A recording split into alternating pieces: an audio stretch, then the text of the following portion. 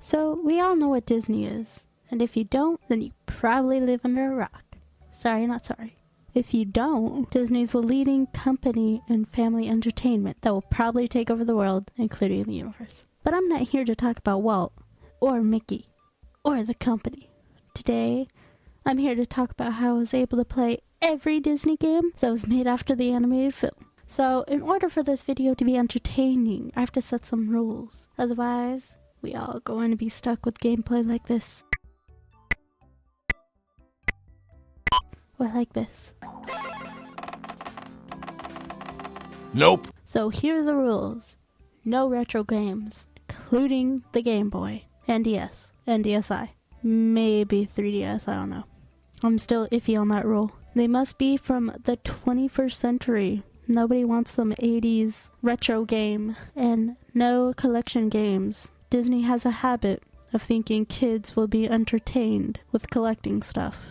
No. It has to have actual gameplay with actual objectives. Can't just be like, collection, no mobile games, because those usually don't have a story. And they have to be based on a Disney animated feature film, no TV shows. And 7, they have to have no live action. That means no Tron or Pirates of the Caribbean. And they have to not be based on an animated short. Yes, I know there are a lot of rules for this video, but hear me out. There are a lot of Disney games. They started making games in 1981. I only wanted to play games I could actually give commentary on.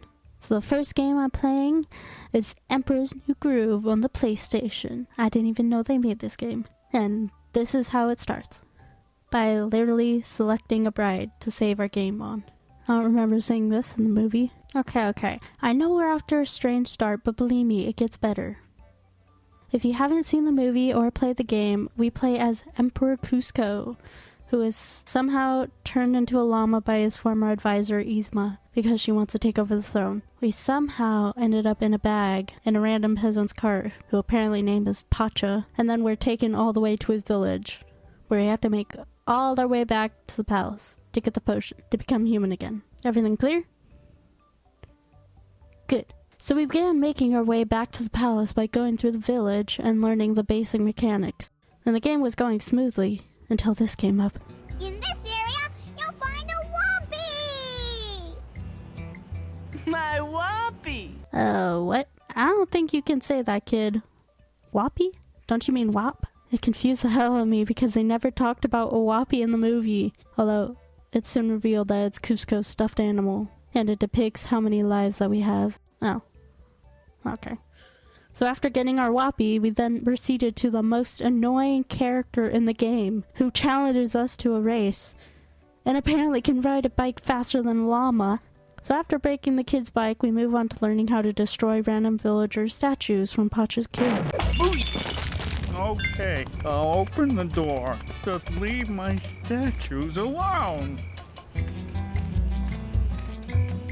Then I went to spit on the annoying kid again with some grape seeds because he asked for it. I ended up finishing the level by using Yzma's bomb potions against her. Then I swiftly tumbled my way into the jungle. After making my way around, I stumbled upon this annoying kid who was taunting me with his new llama bike in the middle of the jungle at night. Why are you here and where are your parents? I finally defeated him by stacking 2 rocks for him to slam into. In the next section, I end up running away from some panthers, which I'll say I don't think I've ever button mashed a game more than this scene. I've never button mashed this much even when I played Through the Fire and Flames and Guitar Hero. So after escaping the panthers and falling into the river, somehow tying myself to a log with Pacha, literally coming out of nowhere, nothing really happened in the river levels besides meeting this annoying kid again. Then I raced him in his stupid inflatable tube with the cheating paddles. Anyway, we end up falling off another waterfall and washing up on the shores of the jungle. Again, we raced through the area, ignoring the obvious fact I had to repeat this area several times, and now I lost all my Whoppies to this one area, and focusing on the fact that I had to beat up some blindfold kids in the middle of the jungle. Where are your parents? So after getting the red idol from the pinatas, we started to head towards the mountains, cause,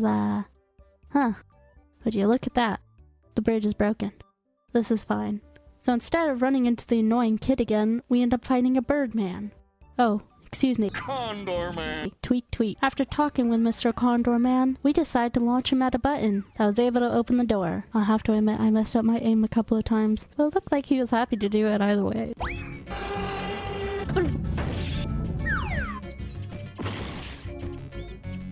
Then we finally made our way into the city, and of course we ran into this kid again. So we break his bike and continue on our way through the palace. That's when a random guy decided to block our path because he wanted his underwear back from some peacocks.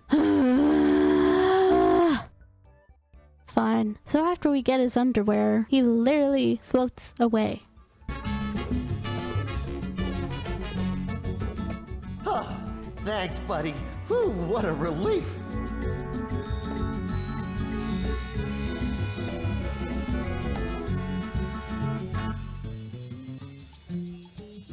What the f is this game? After that, I sneakily made my way past some guards that didn't annoyingly yell every time they caught me. Moving on, we're skipping the catacombs because it's mostly just us riding the deadliest roller coaster in existence in order to get to Yzma's underground lab. I'd say this is going to Yzma's underground lab faster than any ride down. And finally destroying the last bit of this kid's confidence. Oh. I mean destroying his bike again. Now that we reached the end of the game, it got me thinking what the final boss was.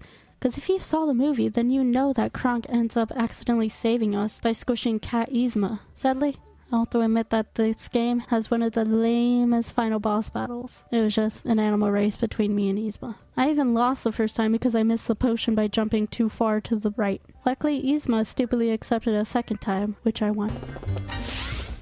So, what do you think? This game's final boss battle is very anticlimactic, but I'll have to admit I enjoyed playing the game. It even adds a nice little charm to the movie. See, this is the type of quality Disney I expect from a game. I definitely recommend everyone to play for themselves, because I'll admit I barely chipped the tip of the iceberg. Other than that, I say it's a solid 8 out of 10. Moving on, the next game we're playing is called The Jungle Book Rhythm and Groove Party. It's basically Dance Dance Revolution, but for console. Aww. You can either play with a friend. Hopefully I didn't get copyrighted for the music in this game. If you don't know the story, Jungle Book is basically a panther named Bagheera found us as a baby, then decided to give us to some wolves. This could have been a different ending real quick, but we actually end up getting raised by the wolves. Then the leader wolf decides to have us, Mowgli, a child, exiled from the pack because a tiger named Shere Khan has returned. I guess he went out to live with the Tiger King for a bit. So instead of abandoning us in the jungle, the panther Bagheera speaks up and suggests to take us to the village. So we head on our way. We end up dancing while having a conversation about why I shouldn't live in the jungle. Meanwhile, Bagheera begins to do his little tippy taps with his feet, and then I realize I can't do a double button mash. So I went to check out the controllers, and then they straight up hit me with the 90s commercial. Apparently this game came out with a mat. I didn't get one. I just stuck with the controls. This dude is now forever solidified in the 90s commercial controller guide. Kinda looks like young PewDiePie. After I learned the controls, I returned to the game. After a night's rest, Mowgli starts yelling and saying, "I'm not going to the village," and decides to become an elephant. Now that we start dancing with the elephant, he tries to recruit us to be one of his soldiers. Apparently he's like an elephant colonel. Mowgli still doesn't want to go to the village, so he ends up running into a bear named Blue. Then we dance. Is he high? I'll have to admit this was the only song I remember from the Jungle Book, and it is a bop! So after our little dance, we chill in the river when some monkeys decide to kidnap us because their king wants to know how to make fire. Oh, but of course, we gotta dance first in order to see if we're cool enough. The singer dude sounds like the singer who made the ending song for Pokemon. Y'all remember the Pokemon rap?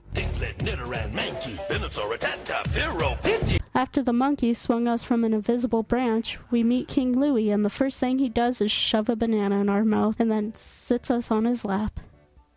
I need an adult. Afterwards, we danced and defeated King Louie with our moves. Then he ends up stomping around and destroying the ruins. Well, at least he held up that single stone. While Bagheera and Baloo were arguing, we started spying on a girl that was singing. Then a snake grabbed us. I think this was the reason why I hated this movie. Cause this snake, his weird hypnotic eyes, and the fact that he sounds like Winnie the Pooh didn't sit so well with me as a child. I mean, look at this scene from the movie. Who wouldn't think this guy is scary and creepy? The kid creepily smiles at me, idiot. After we do our required dance break, we throw a rock at him, then take off. Mowgli ends up completely lost, even though he was just pulled upward by a snake. How could you lose him that fast? So we come across some vultures, who apparently want to have some fun with me.